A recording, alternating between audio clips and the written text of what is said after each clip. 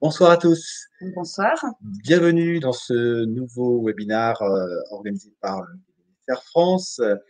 Donc, comme d'habitude, on a je dirais des rendez-vous, qui sont, réguliers sur des thématiques particulières. La thématique de ce soir, eh bien, c'est une thématique un peu brûlante, un peu casserolante, on pourrait même dire.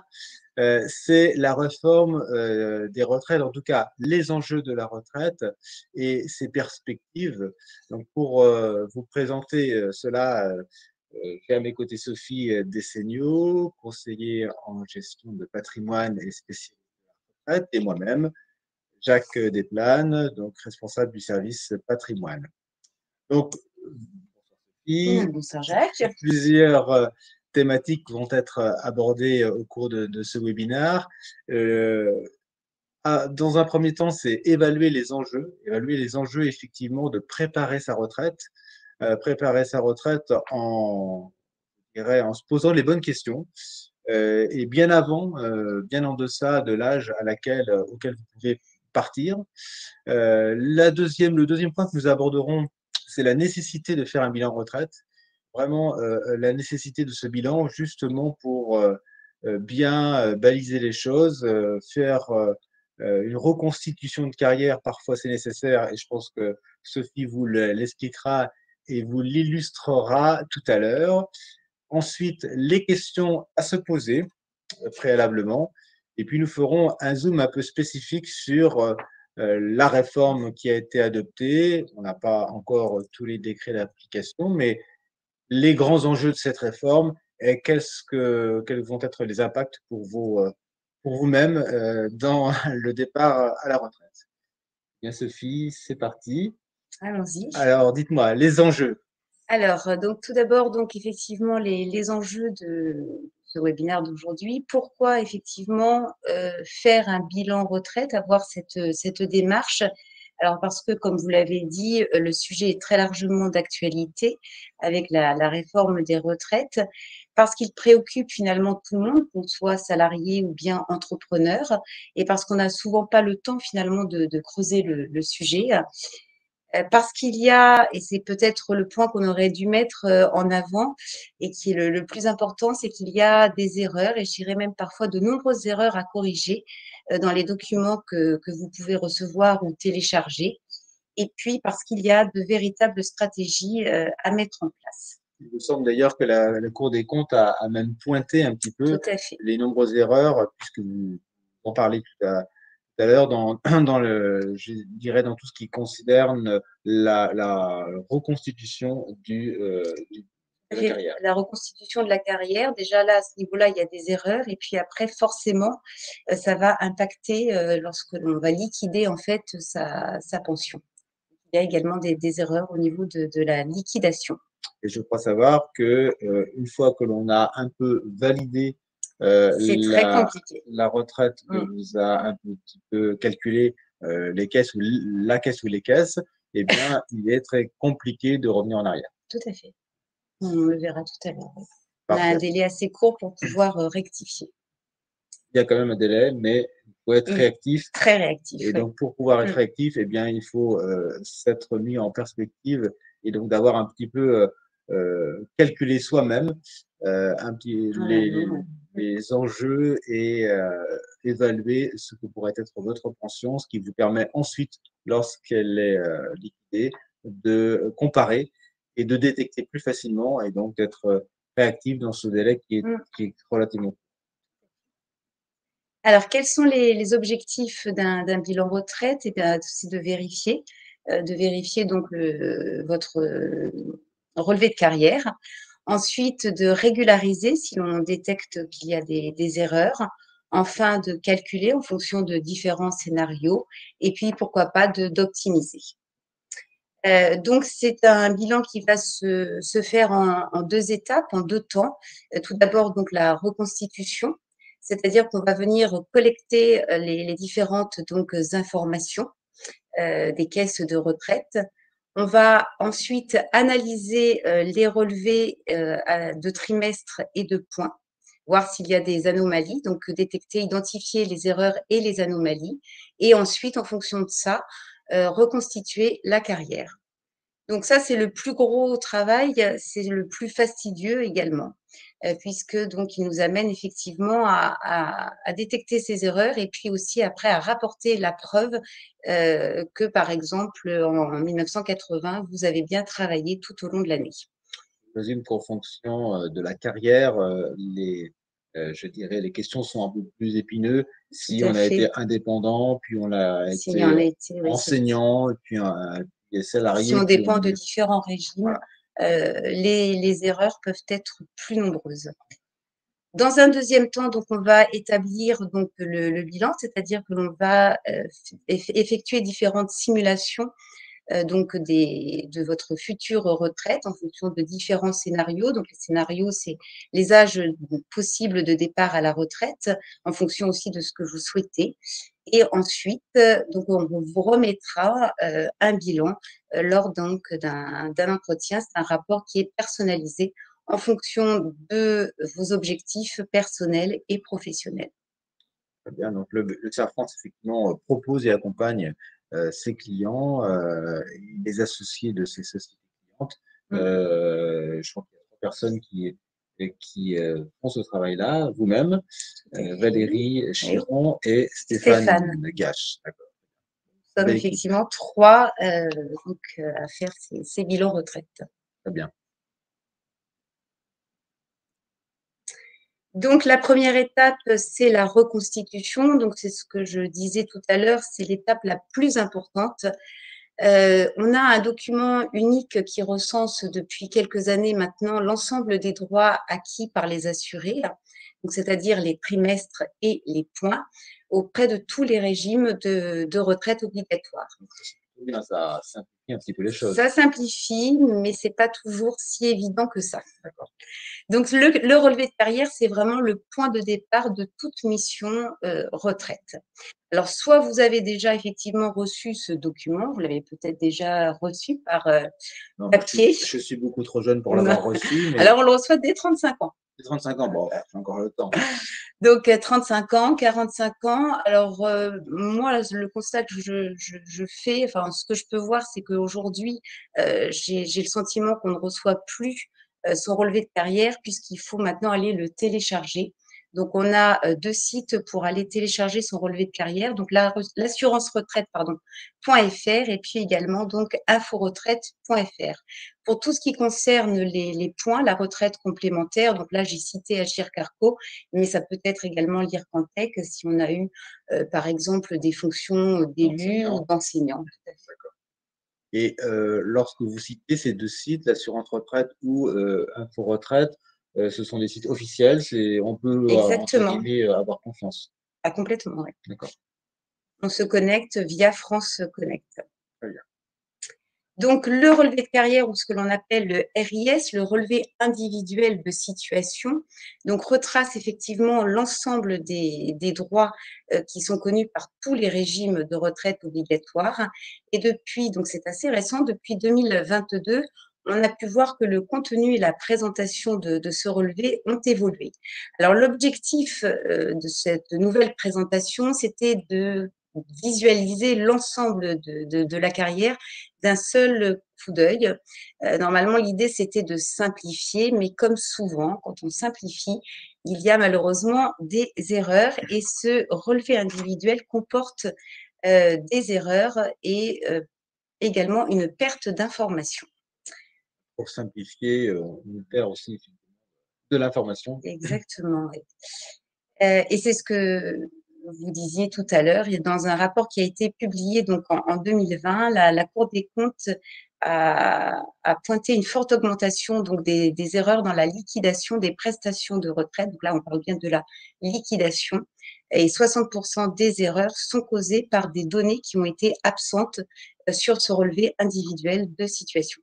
Donc en conclusion et ce qu'il faut retenir là déjà sur cette première partie, c'est que ce relevé doit être vérifié et ce travail se fait donc ligne par ligne. Il faut vraiment retracer l'ensemble de la carrière en se posant déjà la première question: à quel moment vous avez commencé?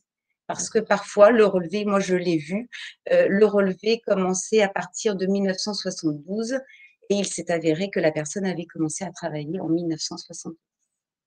d'accord? Et ces 2 années donc n'étaient pas Ne figure pas. n'apparaissaient pas, ne figuraient pas sur ce relevé individuel de situation. Bien. Alors, quelles sont les erreurs les plus fréquentes que l'on a pu effectivement, voir? Donc ce sont des années ou des points, manquants, des erreurs de déclaration de l'employeur, c'est-à-dire que le revenu qui apparaît n'est pas le bon, des omissions de période de chômage, des absences de trimestres de majoration pour enfants, donc ça, c'est un petit peu normal. Le service militaire qui parfois n'est pas pris en compte, des périodes à l'étranger, des erreurs, ça c'est au niveau du calcul, dans la prise en compte des 25 meilleures années et encore aussi des périodes d'apprentissage qui peuvent, manquer.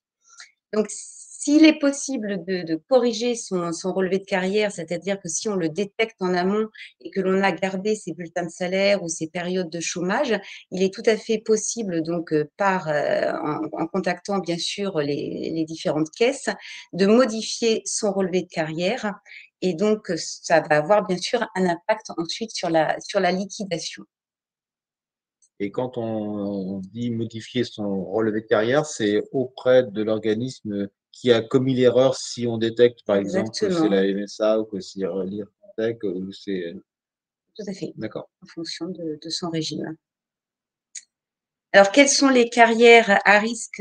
Donc, ce sont les carrières multi-employeurs ou bien les carrières où il y a eu plusieurs, régimes. Les carrières longues, les périodes de maladie ou encore les périodes de chômage. Donc, c'est ce qu'on disait, tout à l'heure. Effectivement, les anomalies que l'on rencontre le plus souvent, donc c'est la prise en compte des 25 meilleures années. Donc là, c'est vraiment au niveau du calcul. Dans le taux de liquidation, dans l'absence également de majoration pour enfants, parce qu'on verra que le fait d'avoir des enfants donne droit, on va surtout se contenter pour la femme, de trimestres donc, en plus.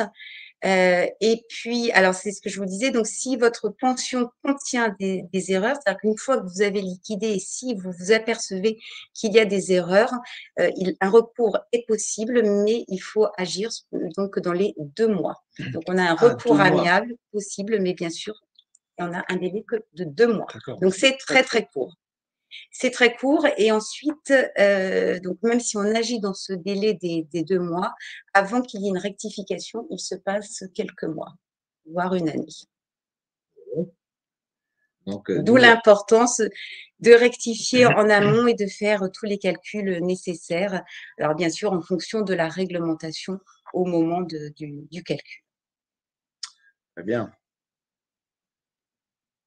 Alors ensuite, une fois qu'on a fait tout ce travail de, bah, De de ré fourmis, de fourmi, oui, oui, de de reconstitution, reconstitution. une fois qu'on a la base, qu'on a vérifié que cette base était bonne, puisqu'on a refait les calculs, vis-à-vis, bah, plafond de la sécurité sociale pour savoir si on a bien les bons montants en face, bien sûr du nombre de trimestres et de toutes les Des choses, points aussi qu'il des faut vérifier. points, des choses trappes que vous avez,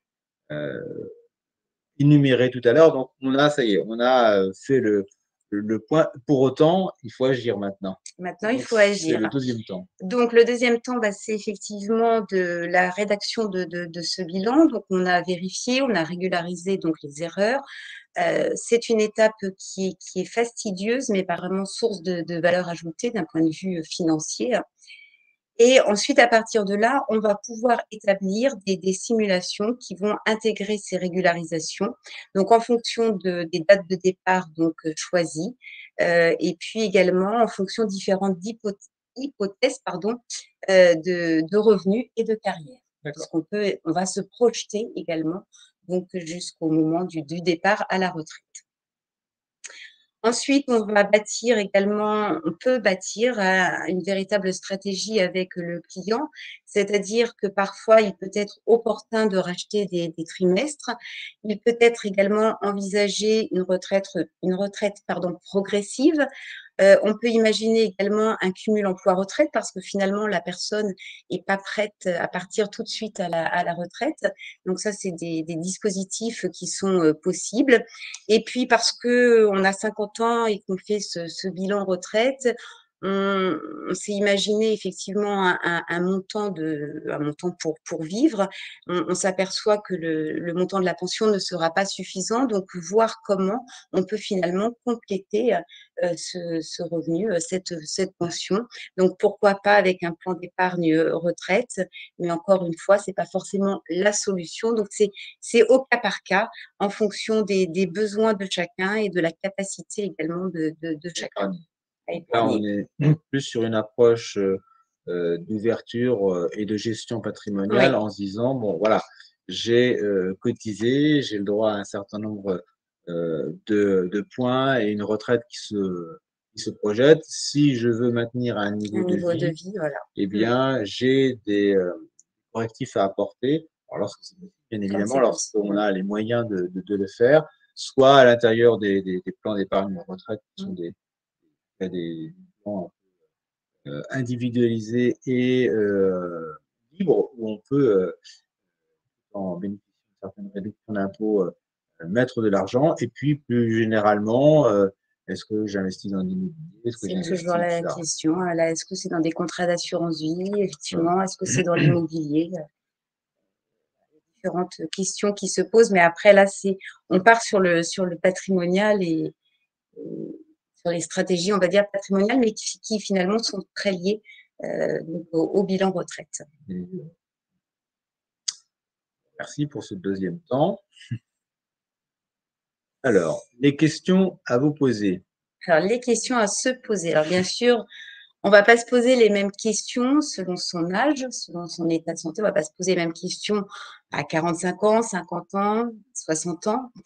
Et puis également en fonction de vos objectifs personnels et professionnels et puis aussi en fonction, voilà, de la situation de son conjoint. Il y en a parfois qui sont, voilà, beaucoup plus jeunes, il y a différents, voilà, c'est en fonction vraiment de chaque situation, personnelle. Donc on va engager bien sûr avec vous, et en fonction de vos objectifs, un processus donc par étapes. On va définir donc vos objectifs, mais aussi vos contraintes en fonction de votre situation personnelle, en fonction des informations qu'on aura pu, collecter et sur cette base, on va établir donc, un rapport qui va tenir compte de vos droits futurs et des optimisations, éventuelles de vos droits. Et ce rapport donc personnalisé sera donc remis lors d'un entretien, d'un rendez-vous. D'accord. Donc si on se résume, on a fait, je dirais, le point, on a reconstitué ce qui devait être Mmh. constitué, on s'est posé, on a fait le bilan, et puis on a peut-être mis en place des mesures correctives. Donc cet accompagnement-là, vous parliez du bilan retraite, que vous faites pour nos clients adhérents avec Stéphane Gache et Valérie, Valérie. Chiron. L'investissement pour, nos auditeurs, une fourchette d'enveloppe et de prix, pour faire justement tout ce travail-là de bilan de retraite, de préparation, c'est Alors ce bilan retraite, il est facturé, donc 650 €, hors taxes.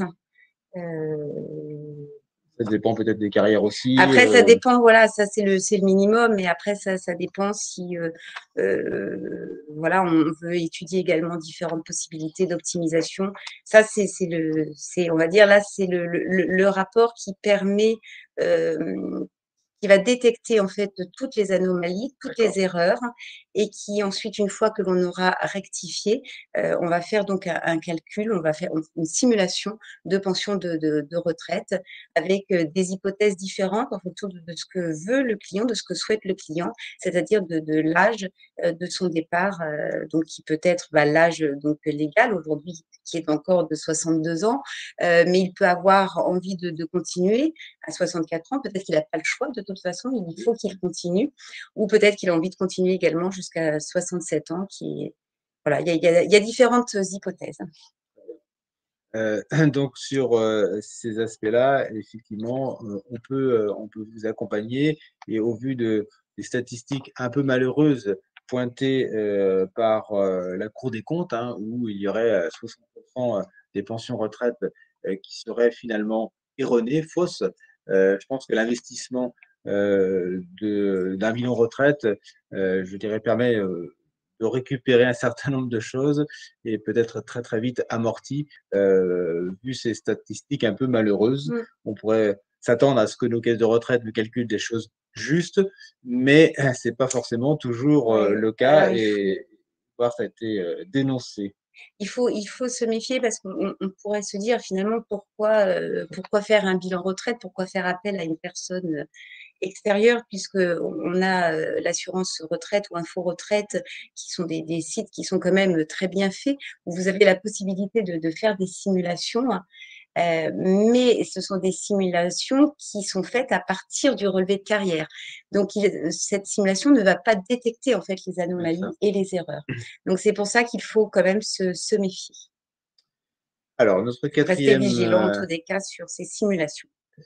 bien évidemment, et c'est la raison pour laquelle un regard extérieur est Mmh. est vraiment intéressant. Donc, bien évidemment, au 4e point je dirais Ça nous concerne qui tous, nous concerne qui tous, a beaucoup fait parler. qui est le point d'actualité, zoom sur la réforme des retraites, sur ce que l'on sait de cette réforme, quand est-ce qu'elle va s'appliquer, quels vont être un petit peu les principaux points, qui vont être, Mmh. mouvementés. Alors on va voir effectivement les points essentiels, on va dire, de cette réforme. On va pas rentrer dans le détail, de cette loi puisqu'il faut quand même attendre, les décrets d'application sur un certain nombre d'éléments. Mais on va revenir quand même sur des éléments, essentiels de cette, réforme des retraites. Vous devez vous poser certainement beaucoup de questions. Il sera probablement nécessaire effectivement de faire un point, à partir donc du 1er septembre 2023, puisque c'est la date à laquelle va entrer en vigueur cette loi. D'accord.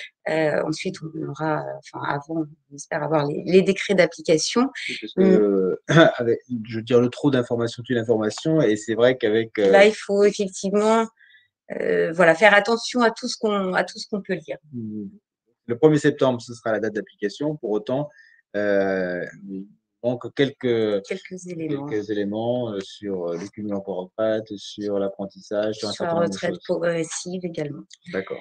Donc vous allez vous poser certainement beaucoup de questions, hein. J'ai déjà des clients qui m'en posent, à savoir: «Est-ce que ma génération va être concernée effectivement par la réforme des retraites?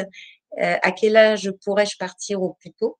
Est-ce que je suis éligible à un départ anticipé? Et est-ce que j'ai intérêt à racheter des trimestres?» Entre autres, hein, il y en a certainement d'autres. Alors, parmi les éléments, les points phares, on peut dire, Mmh. donc de cette réforme des retraites, c'est donc les nouveaux âges et les trimestres donc exigés. Donc comme vous le savez tous, avant la réforme, donc actuellement, l'âge minimal donc pour faire liquider sa retraite de base, était alors est de 62 ans, hein, on va parler encore au Oui. présent, et de 62 ans, et après la réforme, donc à partir du 1er septembre, cet âge est augmenté pour atteindre 64 ans, dès la génération, 1968. Mais ce n'est pas tout. Il y a donc d'une part effectivement, l'âge minimal, mais il faudra également justifier d'une durée d'assurance minimale, et cette durée d'assurance minimale varie en fonction de son année de D'accord, naissance. mais je pensais que ça avait déjà été modifié ça. C'était pas la réforme Touraine qui avait modifié Qui l'âge avait légal? commencé, ouais, D'accord ouais, et donc il y a eu une accélération avec cette tout nouvelle à fait, réforme dans, ouais. le nombre de trimestres exigés. Donc il y a ces 2 éléments qui sont un peu fondamentaux, c'est-à-dire que l'âge légal, oui, mais le nombre de trimestres qui Mmh, augmente aussi, oui. de façon Il y a importante. 2 éléments en fait qui sont D'accord. importants. Il y a d'une part l'âge légal, 64 ans, et puis également la durée donc, d'assurance, qui va dépendre de sa date de naissance. Alors on le voit à travers le tableau, que les générations qui sont les plus impactées en fait par la réforme, ce sont ceux qui sont nés en 1965 et 1966, puisque l'on voit qu'on a donc 3 trimestres supplémentaires qui sont exigés, pour atteindre le taux plein. Le Et taux plein donc à 50. d'accord. Il reste alors le nombre de trimestres reste à 172, mais pour ceux qui sont nés après 68 à 67, 67, c'est également 3 trimestres en plus. Donc, Euh, donc à part, oui, je dirais, c'est à partir de ceux qui sont nés en 1968, et eux, c'est 64 ans d'âge légal et et surtout 172 172 trimestres. trimestres qui Voilà. sont requis. Donc on a effectivement, en fonction des colonnes qu'on en regarde sur votre Donc, on voit écran, bien l'année de naissance, le nouvel âge légal et puis les trimestres qui sont donc requis pour pouvoir partir au taux plein. Ce sont deux conditions qui sont nécessaires pour partir au taux plein. Alors, les perdants, si on peut dire, de la réforme, c'est ceux qui ont validé effectivement la durée d'assurance requise à 62 ans et qui vont devoir travailler 2 ans de plus jusqu'à 64 ans pour pouvoir partir à la retraite et ce, sans pouvoir bénéficier de ce qu'on lit en tous les cas aujourd'hui d'une surcote. d'accord.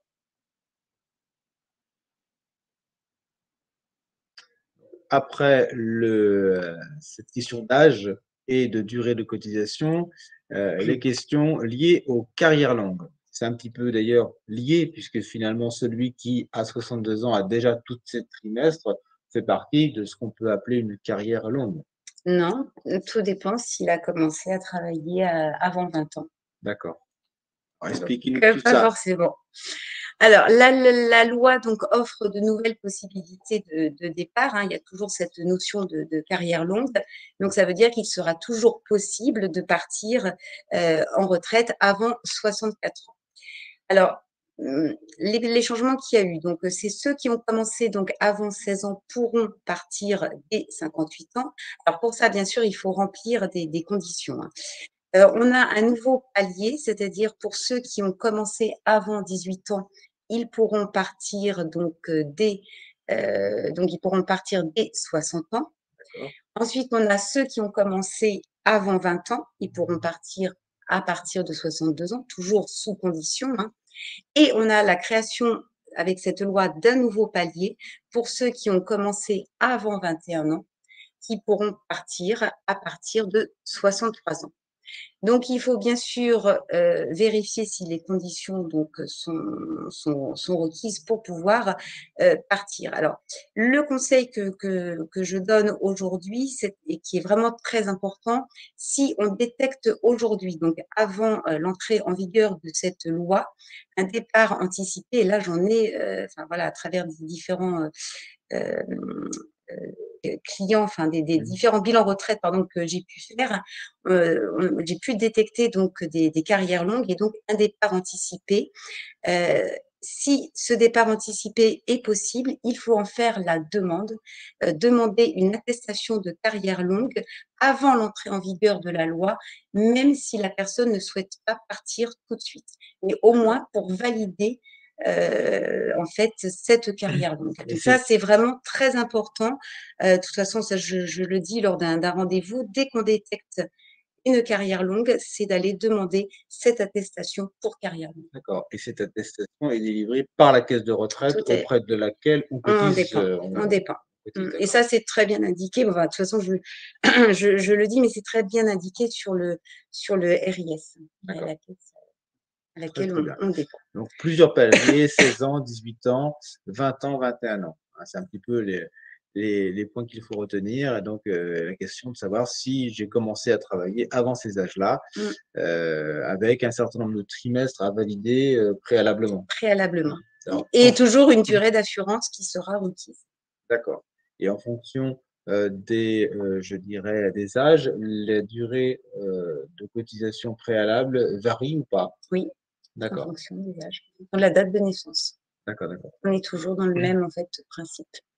Je dois avoir validé combien de trimestres avant mes 16 ans, avant mes 18 ans, avant mes 20 ans? Voilà. Ben, ça va être en fonction de la date de naissance. Et puis oui, il faudra valider effectivement un certain nombre de trimestres, donc 4 trimestres ou 5 trimestres. D'accord, c'est 4 ou 5 Voilà. trimestres, d'accord. Donc c'est oui, il suffit pas d'avoir juste commencé à cotiser avant 16 ans, avant 18 ans, il faut aussi avoir Il faut validé. valider des D'accord, trimestres. Oui. très bien. Alors après, on ne va pas rentrer dans le détail, mais il y a aussi des trimestres qui sont euh, trimestres réputés cotisés et qui entrent dans le calcul pour savoir si on est éligible, donc à un départ pour carrière longue. D'accord. Alors, effectivement, un point qui est nouveau, donc carrière longue et les périodes qui sont validées au titre de l'AVPF. Donc actuellement, les périodes qui sont, validées au titre de l'assurance vieillesse des parents, donc au foyer, ne sont pas prises en compte dans la durée travaillée au titre du dispositif, carrière longue. D'accord. Mais la réforme des retraites donc prévoit que jusqu'à 4 trimestres validés au titre justement de cette assurance vieillesse des parents au foyer pourront être utilisés dans le cadre donc d'un départ pour carrière longue. Donc ça, c'est une mesure qui est plutôt, positive. Mmh.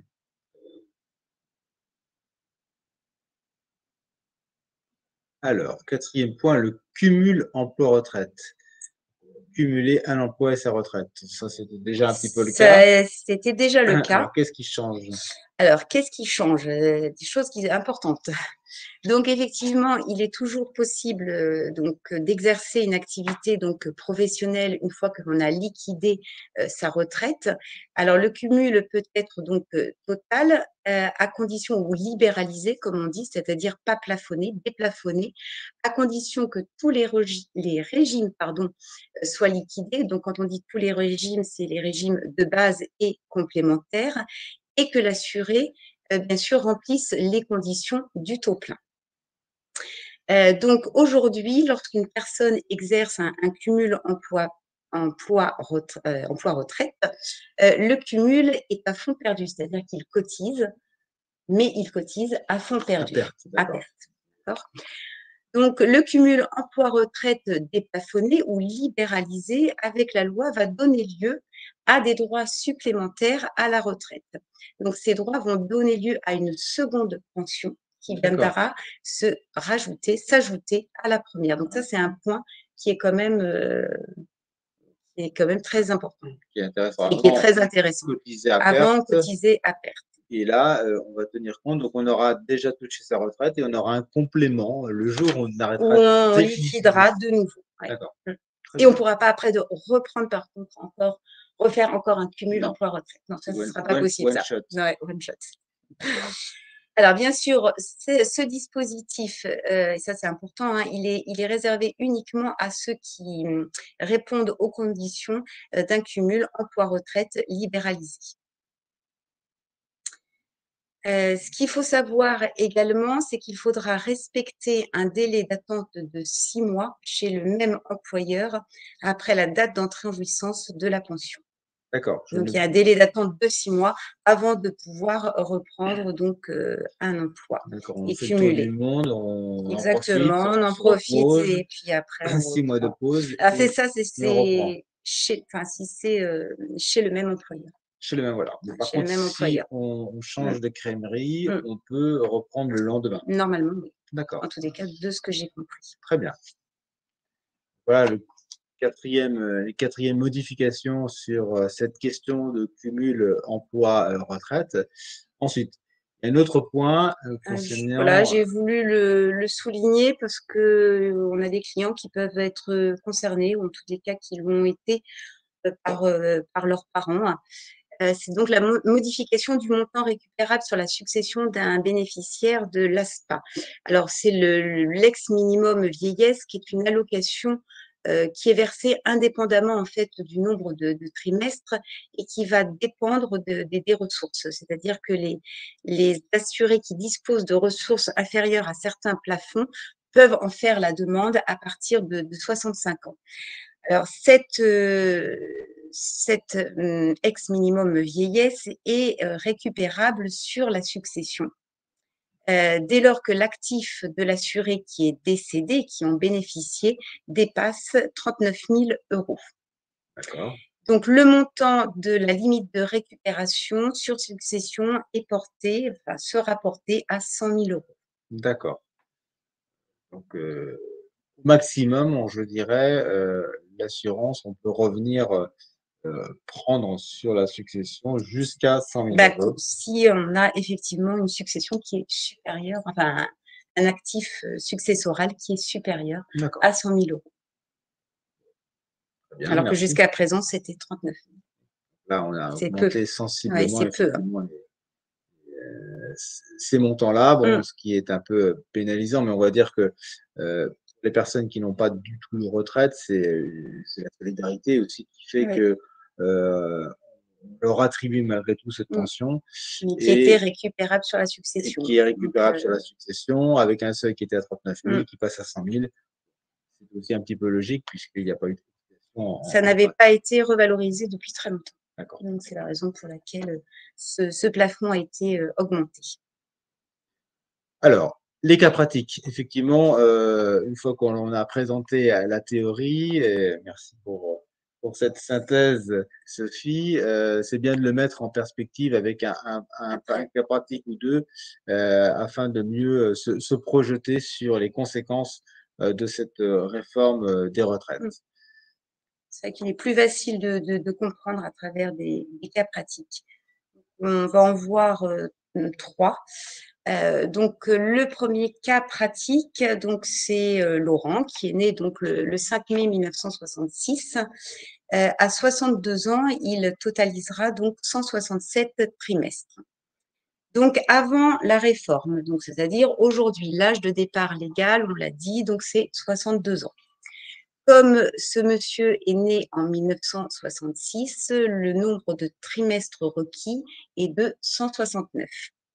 Donc sa date de départ au plus tôt, c'est le 1er juin 2028, c'est-à-dire qu'il aura à ce moment-là 62 ans. Mais sa date de départ au taux plein, c'est-à-dire 50 c'est le 1er octobre 2028. Après la réforme, qu'est-ce qui change? Donc l'âge de départ légal pour ce monsieur qui est donc né en 1966, on l'a vu, tout à l'heure avec le tableau.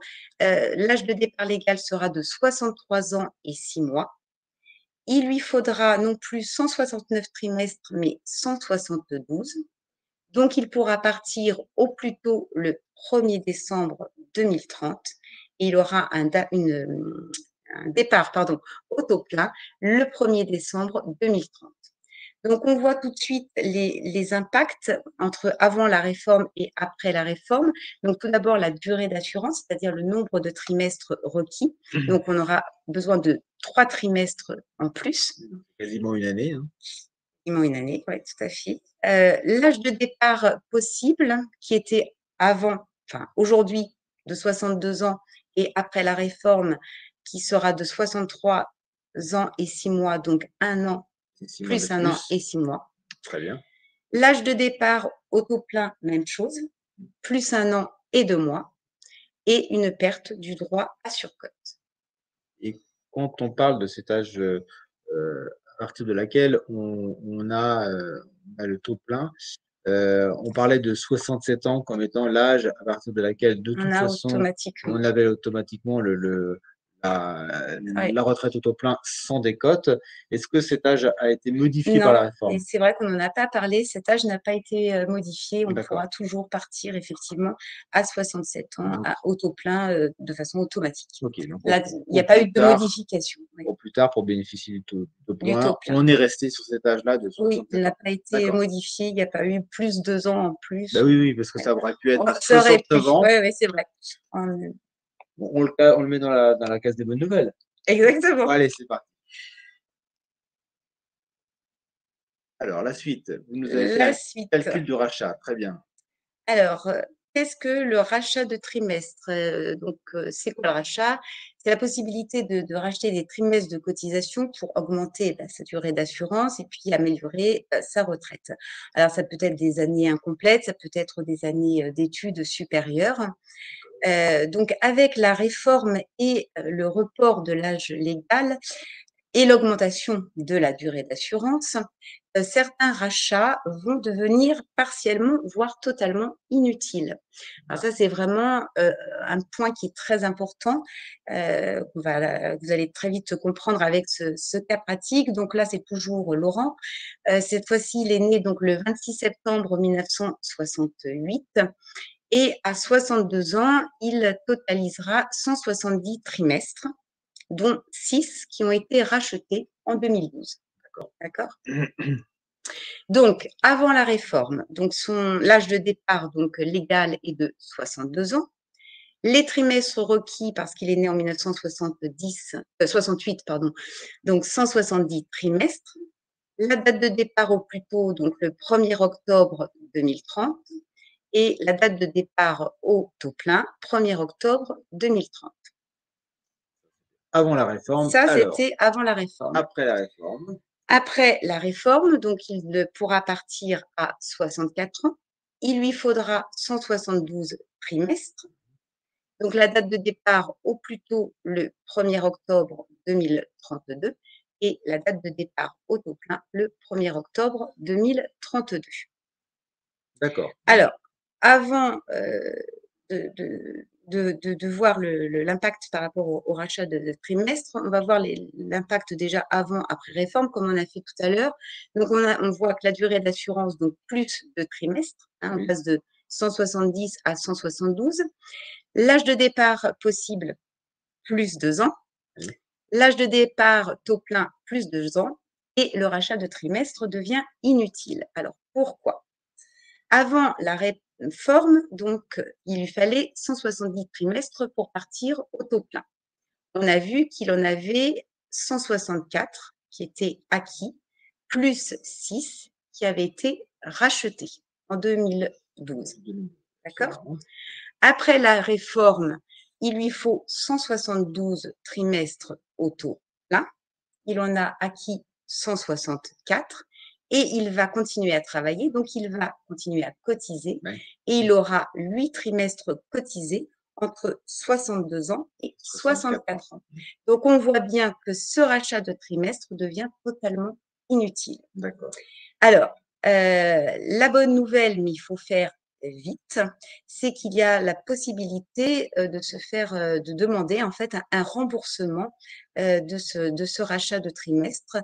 Ceci donc pendant 2 ans et au plus tard jusqu'au 14 avril 2025. Alors 14 avril parce que c'est la date de promulgation de la loi.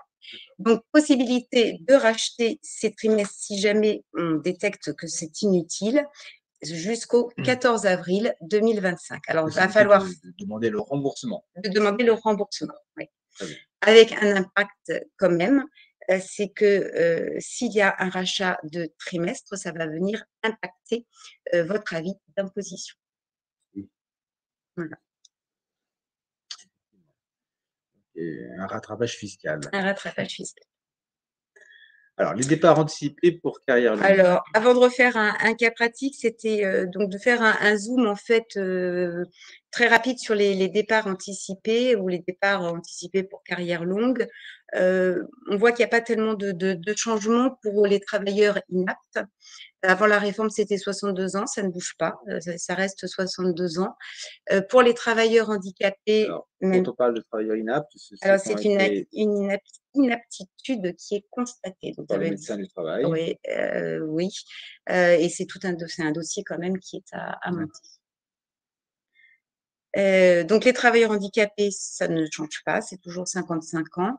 La retraite progressive, donc avant la réforme, on pouvait effectivement demander une retraite progressive à partir de 60 ans. Désormais, c'est 62 ans. D'accord. Les carrières longues, donc avant la réforme, c'était 58 ans ou 60 ans. Après la réforme, et on l'a vu tout à l'heure, c'est 58, 60, 62 ou 63. En fonction des 16 ans, 18 ans, 20 et 21 ans. Exactement. Et les incapacités donc permanentes, avant la réforme, 60 ans. Après la réforme, 62 ans, sauf si l'IPP est supérieur à 20%. L'information, je crois que toutes ces informations, de toute façon, vous seront communiquées puisque on enverra à chacun de vous ici présents à la webinaire le support vous permettant de retrouver toutes ces informations. Donc, on parle beaucoup de chiffres, de modifications. Ne vous inquiétez pas, on vous envoie ça pour que vous puissiez le relire à tête reposée. Vous écoutez. Allez-y. Non, et puis on reste de toute façon aussi à leur disposition. Bien évidemment. Avec Valérie et Stéphane pour répondre à toutes les questions. Alors, pour les mères de famille, donc ce qu'on appelle la majoration de durée d'assurance, MDA, donc là, avec un nouveau cas pratique, Valérie, donc, qui est née le 20 janvier 1973 et qui a 2 enfants. Il lui faut donc, parce qu'elle est née en 1973, 172 trimestres pour partir donc, au taux plein. À 62 ans, en 2035, elle totalisera donc 164 trimestres cotisés et elle bénéficiera au titre de la majoration de durée d'assurance de 16 trimestres. Ça aussi, ça a Alors, bougé. ça a bougé? Ça non. Avant la réforme, Ah après oui, la alors réforme. après, oui, ce qui va se passer, oui. Ah, Mais on a toujours cette majoration de durée bien d'assurance évidemment. pour les enfants, donc au titre de la maternité et au titre également de l'éducation. Très bien. Alors, donc, avant la réforme, effectivement, elle peut partir à 62 ans. On a vu qu'elle avait cotisé 164 trimestres et il lui faut donc 172 trimestres pour partir. Donc, elle peut utiliser 8 trimestres au titre de la majoration de durée d'assurance. Après la réforme, donc comme elle est née en 1973, elle pourra partir à 64 ans. Il y aura 164 trimestres cotisés, plus 8 autres qui auront été cotisés entre 62 et 64.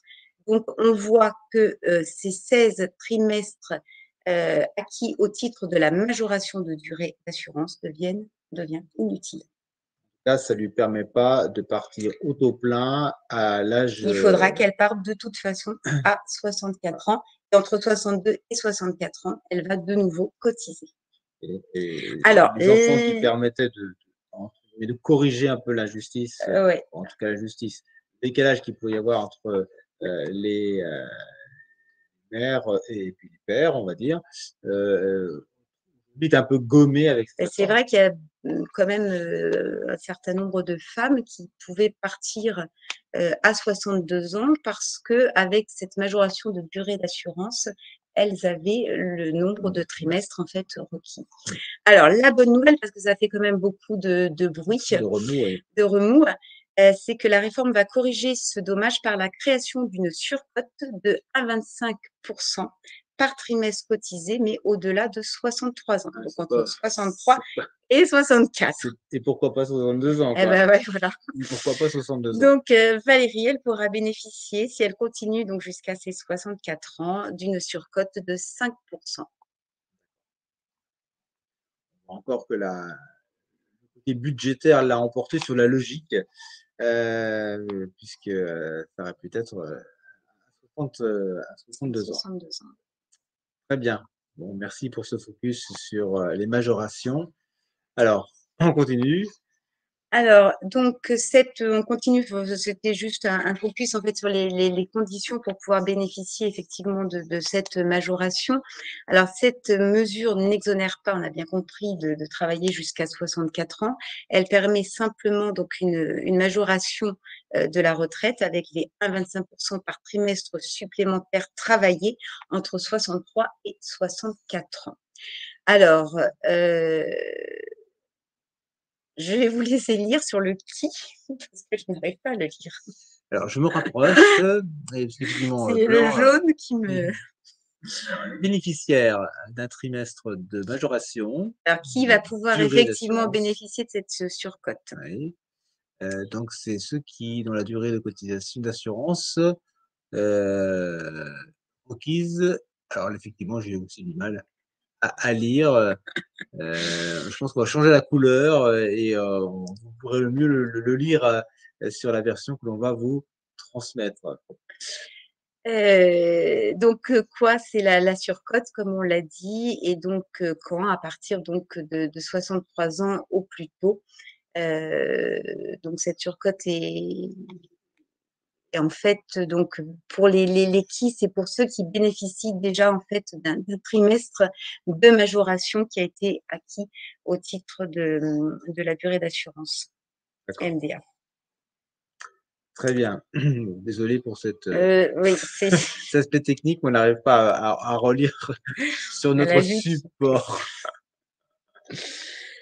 Eh bien, je pense qu'on a quasiment tout dit. Alors tout dit, il Tout reste dit, non, mais beaucoup de choses encore à dire. Comme on l'a dit, il y a aussi des décrets qui vont venir préciser un certain mmh. nombre de choses.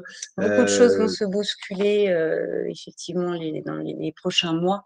On aura de nouvelles questions, de nouvelles interrogations, en fonction des décrets qui vont sortir.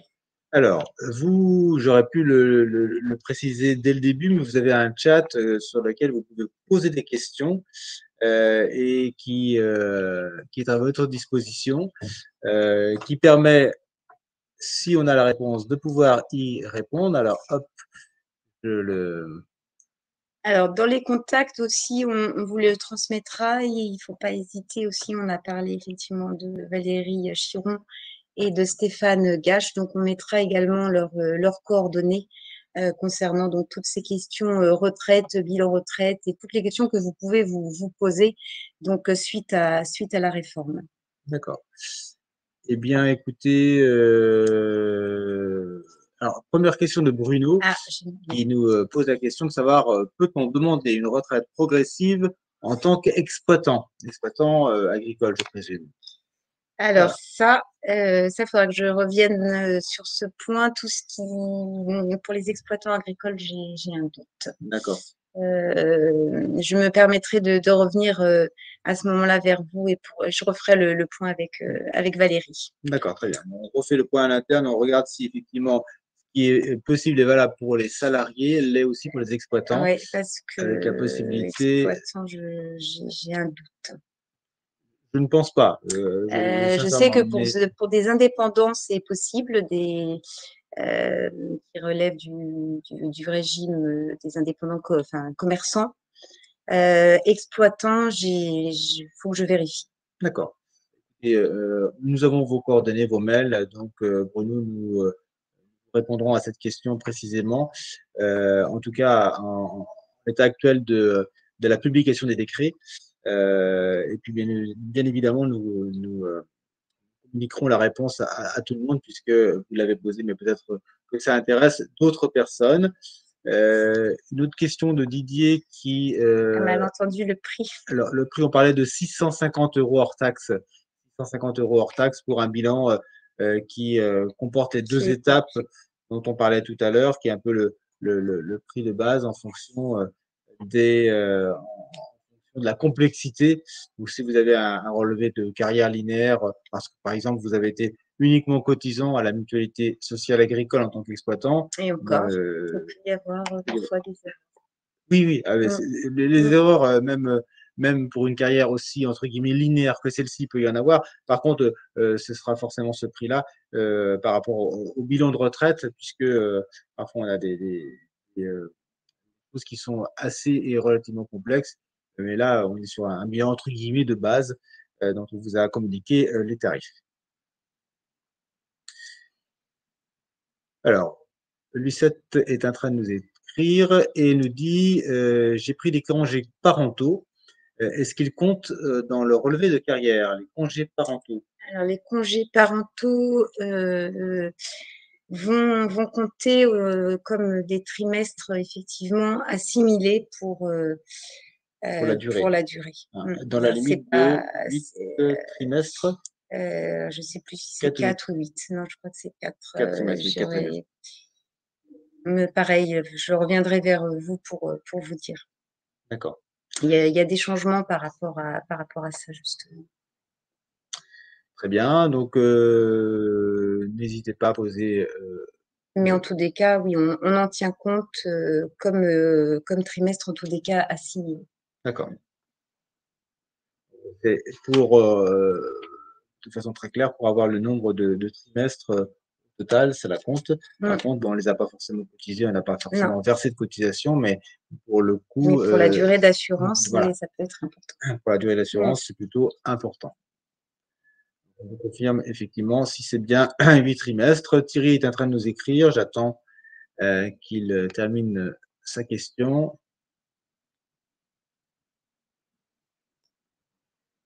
Il nous reste encore 5 minutes de dialogue avant que la session ne prenne fin. Alors pour les congés parentaux, parfois, ils n'apparaissent pas, hein, sur les relevés de carrière. D'accord, ça fait Donc partie des ouais, choses ça à… fait partie effectivement des choses qu'il faut vérifier, comme les périodes de chômage également. Très bien. Alors, c'est Patricia qui nous écrit: «Je suis également, Oui, on concernée, par recon les congés, ouais, parentaux». D'accord.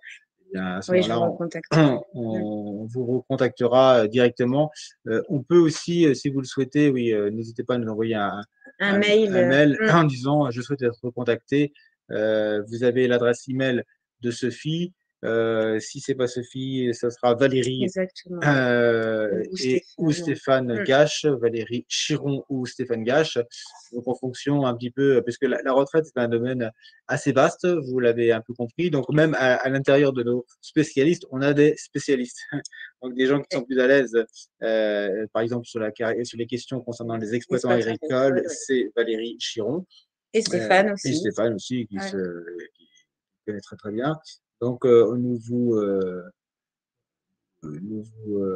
mettrons en relation avec qui de droit. Thierry nous pose la question de combien est la décote si on arrête avant. Alors ça, c'est compliqué, enfin, c'est alors la décote, ça dépend si on arrête avant, là, on ne peut pas y répondre comme ça. Est-ce que c'est la décote au niveau de la complémentaire? Il y a Hem, plusieurs niveaux de décote. ouais, il y a des décotes. Alors, il y a la décote au niveau de la complémentaire si on ne continue pas, mais qu'on a quand même l'âge pour partir. Si on arrête avant, mais qu'on n'a pas le taux plein, effectivement, il va y avoir une décote. Là, c'est des questions qui mériteraient qu'on échange là par téléphone ou par mail D'accord. Pour avoir plus de pour précision avoir plus de et précision. Ouais. vous répondre de façon précise et circonstanciée. Alors, est-ce que pour les années TUC, les trimestres comptent? Alors, les TUC, c'était les travailleurs, j'ai oublié l'acronyme. Moi aussi. C'est pour ça que Euh, je regarde.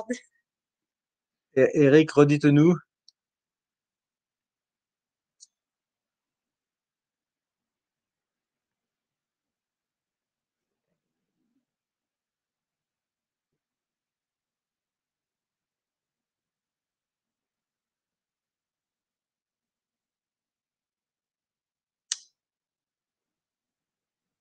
Travaux d'utilité publique, Collectif.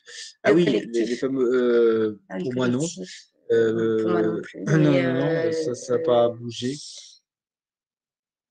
non, pour moi, Je pense pas qu'on puisse en bénéficier. non. Hem, Je l'ai jamais vu en tant que trimestre mmh, assimilé. non. Non, pour moi non, mais Alors, Philippe qui nous demande si les années, aide familiale, sont-elles prises en compte? Lorsqu'on est ouais. aide familiale, Ah oui, ça peut être pris en compte, si ça a été, si vous avez été déclaré. déclaré. Mmh. Si ça n'a pas été déclaré, il faut pouvoir le prouver. Après, on peut racheter, des années en tant qu'aide familiale. Et le Ça, c'est nombre de des trimestres que l'on peut c'est racheter, pas, c'est 8 également, je oui. crois, Mmh. en tant qu'aide familiale. Oui, c'est Ça, possible. c'est jamais évident, hein. Ces années, effectivement, on a pu être, aide familiale. Si ça n'a pas été déclaré, parfois c'est vraiment perdu. Oui, si vraiment ça n'a pas Ouais. du tout été perdu. Mais souvent, là encore, ça n'apparaît pas sur le relevé de carrière. Ça fait partie Parfois, des… ça peut apparaître D'accord, si ça a été déclaré, ouais. Mmh. donc à Mais vérifier. à vérifier, Donc, ouais. effectivement, c'est vous qui connaissez mieux votre carrière que quiconque et donc les choses que vous pourriez détecter, donc c'est pour ça que ce travail Mmh. avec le conseiller est important. Vérifier, puisque vous savez exactement ce que vous avez fait, à quelle époque et donc de vérifier que ce qui a été réalisé comme emploi en tant qu'aide familiaux, ou autre, est bien reporté sur le registre. C'est bien pour ça qu'on reprend vraiment chaque année avec le point de départ, à quel âge vous avez commencé, en fait, à travailler, hein. Très bien. Bah, écoutez, il me reste plus qu'à vous remercier vivement. Vous étiez très nombreux à suivre, cette, irait ce webinaire et il y a eu de nombreuses questions. On a pu y répondre à certaines. Pour d'autres, on vous y répondra ultérieurement. Donc voilà, nous arrivons au terme de notre 1 heure, 60 minutes de conversation. Merci beaucoup, Merci à Sophie, vous. pour cette présentation. N'hésitez pas à nous contacter si vous avez des questions ou pour faire un bilan retraite. Nous sommes à votre disposition. Au revoir.